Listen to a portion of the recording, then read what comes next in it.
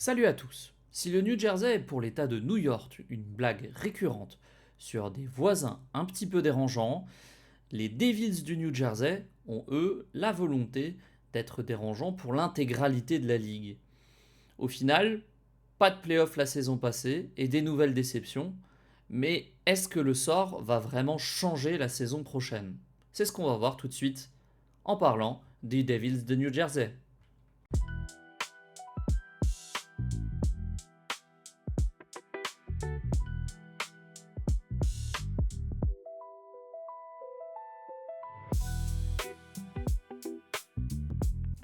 Le devise du New Jersey, sur le papier, c'est deux centres numéro un, des défenseurs de qualité. Pour autant, l'équipe n'a pas des succès francs. Si on regarde sur les 14 dernières saisons, seulement 3 apparitions en playoff, avec une finale de conférence perdue en 2017-2018, et sinon aucun tour passé depuis maintenant 8 ans. L'équipe, étonnamment, plaît, elle a de nombreux joueurs de talent, mais ne parvient pas à réaliser des saisons correctes. Sur les 3 dernières saisons, c'est 81, 91 et 87 points. Et si on prend sur les 20 et quelques dernières saisons, c'est une seule saison 200 points.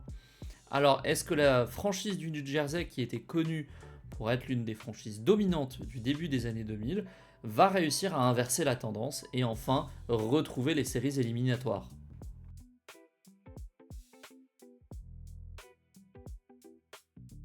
Commençons par le commencement avec la saison passée que les Devils ont fini au 22e rang dans la ligue avec 87 points, une attaque à 226 buts marqués, seulement le 27e rang dans la ligue, retenez bien 27e rang dans la ligue, c'est très loin, 253 buts encaissés, bon pour le 18e rang, c'est un petit peu mieux, mais c'est pas pour autant une place dans les 16 premiers en séries éliminatoires. Au niveau des unités spéciales maintenant, on a un powerplay à 22%, bon pour la 13e position, et c'est le meilleur marqueur de toutes les données statistiques que nous avons relevées des Devils, seulement la 13e position. En infériorité numérique, 79%, bon pour le 17e rang. 30 tirs par match, bon pour le 15e rang, avec seulement 9,3% des tirs qui donnent des buts. C'est un marqueur aussi d'un manque de réussite et non pas d'un manque de talent pour cette équipe, à mon sens. Au niveau des joueurs et des individualités, il y a, je pense, une individualité qui doit absolument être ressortie du lot. Et cette individualité, c'est Mr. Clutch, c'est Jack Hughes. Le frangin Hughes qui a réussi l'exploit de battre le Canada d'un magnifique tir aux Jeux Olympiques de Milan. Jack Hughes qui sort d'une saison un petit peu tronquée, alors il a été blessé pendant quelques semaines suite à un malheureux événement avec un couteau lors d'une sortie d'équipe dans un steakhouse. Bon, voilà, ça a un peu défié la chronique. Sa vie privée défie un peu la chronique puisqu'il est en couple avec une célébrité.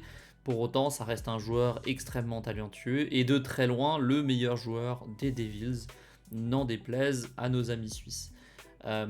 Jack Hughes, c'est un plus-minus à 0 avec une équipe qui ne joue pas très bien, mais 77 points en 61 rencontres, donc plus d'un point par match. C'est vraiment la pierre angulaire, à mon sens, de l'équipe et il faut bâtir dessus et lui apporter du soutien pour que l'équipe espère aller de nouveau en séries éliminatoires. Son compagnon de trio, Jesper Bratt, avec 71 points, mais on voit que le plus-minus est à moins 11. Jesper Bratt, qui est toujours un joueur très bon joueur, suédois. Ça manque peut-être de buts avec seulement 22 buts, mais c'est plus un playmaker qu'autre chose, Jesper Bratt, et pas non plus un shoot first. Au troisième rang, on a le capitaine de l'équipe, Nico Hischier. Alors Nico Hischier, c'est peut-être l'un des meilleurs joueurs dans les deux sens de la patinoire. On sait très bien que Nico Hischier a des missions peut-être un peu plus défensives que Jack Hughes. Pour autant, il commande un salaire important. Il a signé un très long contrat cet été avec les Devils du New Jersey qui visiblement veulent lui maintenir sa confiance. Mais à mon sens, il doit augmenter le scoring. Il doit aller plus proche d'un point par match. Il n'empêche que c'est une saison correcte pour un joueur qui a dû pallier l'absence de Jack Hughes pendant une bonne partie de la saison.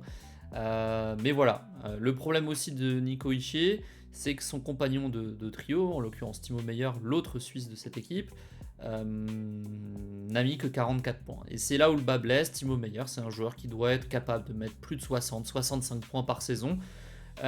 Et là, cette saison, ça n'a vraiment pas été le cas. Seulement 24 buts, 20 passes décisives en 77 matchs pour un plus-minus de -16.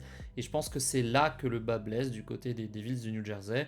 Le scoring des joueurs de top 6. Non pas des compléments, mais vraiment des joueurs du top 6. Et Timo Meyer n'a pas rempli son office la saison passée. Et c'est là-dessus, à mon avis, que les Devils doivent accentuer la pression pour espérer retrouver les playoffs la saison prochaine. La note de la saison, elle est mauvaise, 3,5 sur 10. Alors l'infirmerie, oui, mais pas uniquement. Il y a aussi eu des choix qui sont un petit peu mauvais en termes de coaching, ou en tout cas l'identité qu'a voulu imprimer le coach n'a pas pris la saison passée. Sheldon Keefe, qui est l'entraîneur depuis 2024, à mon sens, utilise sa dernière chance. Voilà, il a fait 2 saisons avec une saison à peu près correcte, une deuxième saison pas bonne, et je pense sincèrement que il a vraiment, ça peut être le coach qui saute le premier. Imaginons 10 premiers matchs avec 2 victoires, 8 défaites, je pense que Sheldon Keefe n'aura plus son poste dans la NHL. Quoi qu'il en soit, on va voir maintenant les changements qui ont été apportés à l'équipe pour justement essayer d'aider Jack Hughes dans sa conquête des playoffs.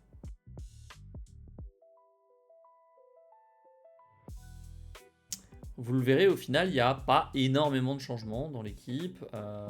C'est une équipe qui essaye de bâtir sur le long terme, qui a des bons joueurs de complément. Mais est-ce que dans une conférence Est qui est toujours aussi difficile, est-ce que ça va suffire? La question se pose honnêtement. Ils auraient été qu'à 3 points des séries l'année dernière à l'Ouest, sauf qu'à l'Est, ils sont à plus de 10 points des séries éliminatoires, et je suis pas certain que les arrivées d'Evan Rodrigue et d'Anthony Mantha, pour ne citer que, va leur permettre de retrouver les séries éliminatoires dès la saison prochaine. Alors le premier trio à voir en fonction aussi, mais moi j'ai mis un trio avec Timo Meyer pour le relancer, pour essayer de retrouver un allant offensif, avec Nico Hischier et Dawson Mercer. Alors honnêtement, le top 6 à mon avis est interchangeable. La deuxième ligne avec Jesper Bratt, Jack Hughes et Connor Brown peut aussi être une première ligne sans aucun souci. Je pense que voilà, le coach va essayer de jongler un petit peu avec les combinaisons dans ce top 6 pour essayer de trouver du scoring de manière constante tout au long de la saison.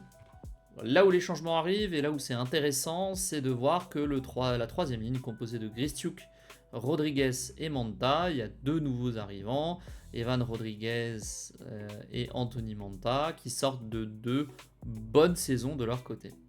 Alors parlons du Québécois Anthony Mantha qui sort d'une très bonne saison avec Pittsburgh, saison qui lui a permis de, on va être honnête, relancer un petit peu sa carrière, lui qui était un petit peu en difficulté dans ses dernières franchises, que ce soit la fin de carrière avec Washington ou avec les Golden Knights, où il n'avait pas été vraiment inspirant. Il a inscrit la bagatelle de 64 points en 81 rencontres, ce qui est quand même pas rien. Ça va lui permettre, et ça va permettre aux Devils d'avoir un vrai scoring de complément. C'est ce que je disais précédemment, le manque de scoring de complément. À mon sens, Anthony Mantha, c'est quelqu'un aussi qui, en cas de blessure, peut très bien arriver sur un premier, deuxième trio. Il a le talent pour jouer sur ce type de trio-là, et je pense que voilà, il a signé un contrat pas très élevé, hein, il a 31 ans maintenant, mais il a signé pour 2 saisons à moins de 5 millions. Je pense que voilà, c'est un joueur qui peut totalement convenir au système de jeu des Devils et leur apporter vraiment ce qu'il manque pour la saison prochaine. Au niveau de la défense, je pense que les Devils sont quand même un peu plus armés qu'en offensive, avec plusieurs défenseurs qui pourraient être des défenseurs 1 ou 2 dans beaucoup d'équipes. Alors on a Jonas Siegenthaler, l'autre Suisse qui est un défenseur défensif, que j'ai jumelé avec Dougie Hamilton, qui peut être un joueur un peu plus all-around, qui est capable de jouer offensivement comme défensivement. Ces 2 joueurs qui ont connu des saisons, encore une fois, pas mauvaises, mais pas exceptionnelles. Dougie Hamilton qui avait commencé avec toute cette discussion sur éventuellement est-ce qu'il allait être trade ou pas. Au final, il a été conservé et bien leur en a pris, puisque ça a été le défenseur le plus prolifique offensivement avec 39 points en 77 rencontres. Voilà, moi j'ai essayé de mêler un petit peu des joueurs offensifs et défensifs pour que les lignes soient un petit peu de niveau égal offensivement comme défensivement. C'est pour ça que j'ai mis en deuxième ligne Luke Hughes et Brett Pesky. Brett Pesky qui était à l'époque l'un des défenseurs, les meilleurs défenseurs défensifs de la ligue. Alors il a pris de l'âge, il a été blessé longuement la saison passée, mais l'ancien de Carolina a quand même cette capacité à jouer normalement un hockey défensif de qualité. Alors on espère pour les Devils qu'il va retrouver sa touche puisqu'il a quand même un contrat pour encore 4 saisons. Et c'est vrai que s'il est déjà en train de descendre, on va dire, dans son niveau de jeu, ça risque d'être compliqué pour les Devils dans le futur. Le troisième trio de défenseurs sera composé de 2 bons défenseurs, Brendan Dillon et Jonathan Kovacevic, des défenseurs qui jouent très bien dans les deux sens de la patinoire, mais pour le coup, Kovacevic a été longtemps impacté par les blessures, il a joué que 34 matchs la saison passée, donc moins de la moitié des matchs. Brendan Dillon a essayé de compenser les blessures des uns et des autres, mais c'est vrai que c'est un défenseur plutôt défensif, et donc effectivement sur un troisième trio, ça me semble être un très bon duo de défenseurs. Enfin, place au gardien, le départ de Markström a ouvert une place pour Jake Allen, qui va se retrouver gardien numéro 1 à nouveau dans une franchise de la NHL. Alors, les gardiens, c'est un petit peu un pari de la part des Devils, puisqu'ils nomment un gardien de 35 ans qui n'a plus été premier gardien depuis un petit bout de temps dans la ligue, je dirais même depuis son passage à Saint-Louis, en 2018-2019. Donc c'est un très bon gardien, c'est un gardien accompli dans la NHL. Il a un contrat d'1,8 million, donc c'est pas grand chose, mais jusqu'en 2030. Ils ont peut-être bien joué là-dessus en essayant de donner un contrat long à un gardien pour avoir une durée, entre guillemets, une sécurité pour le gardien, et donc baisser son salaire. 1,8 million, c'est vraiment pas élevé, même pour un deuxième gardien. Est-ce qu'ils vont bouger avant le début de la saison? Peut-être. Moi j'ai mis que le deuxième gardien serait David Rittich, qui vient de leur filiale de AHL, et c'est vrai qu'en cas de blessure, on risque d'avoir des difficultés de blessure pour Jake Allen, on risque d'avoir des difficultés du côté des Devils la saison prochaine.